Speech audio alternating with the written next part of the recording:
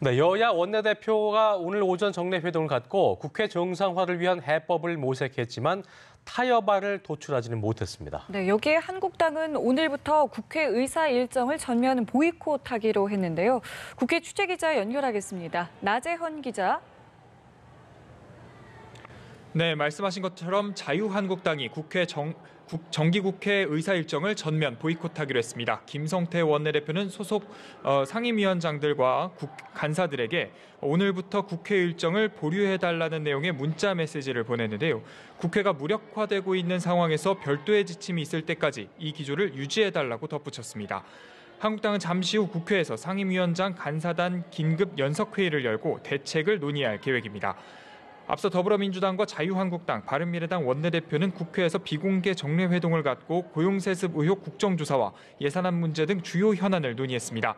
하지만 한국당의 보이콧 방침에서 예상할 수 있는 것처럼 이견을 좁히는 데는 실패했는데요. 핵심은 고용세습 의혹 국정조사 실시 여부였습니다.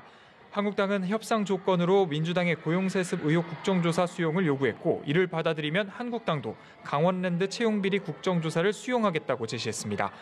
하지만 민주당 홍영표 원내대표는 수용할 수 있는 요구는 적극 받아들이겠다는 입장이지만 너무나 수용하기 어려운 요구를 해와 난감한 입장이라고 말했습니다.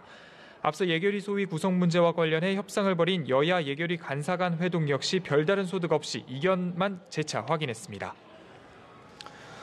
자, 민주노총이 탄력근로제 단위 기간 확대 적용에 대해서 강력하게 반발을 하고 있는 상황에서 한국노총까지 대정부 투쟁에 가세를 한 모습인데요. 이런 상황에서 민주당과 한국노총이 조금 전에 정책협의회를 가졌다고 하죠?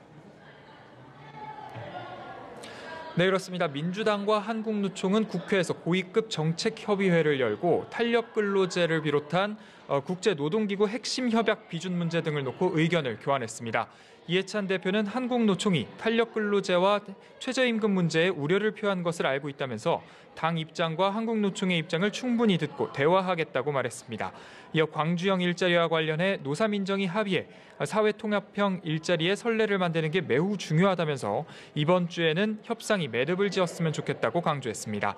한국노총 김주영 위원장은 최저임금 산입범위 확대로 최저임금 1만 원에 대한 기대감이 무너졌고 탄력근로제 단위기간 확대 시행 방침에 대해서도 우려가 커지고 있다고 밝혔는데요. 탄력근로제 확대 적용에 반발하는 노동계를 여당이 설득할 수 있을지 주목되고 있습니다.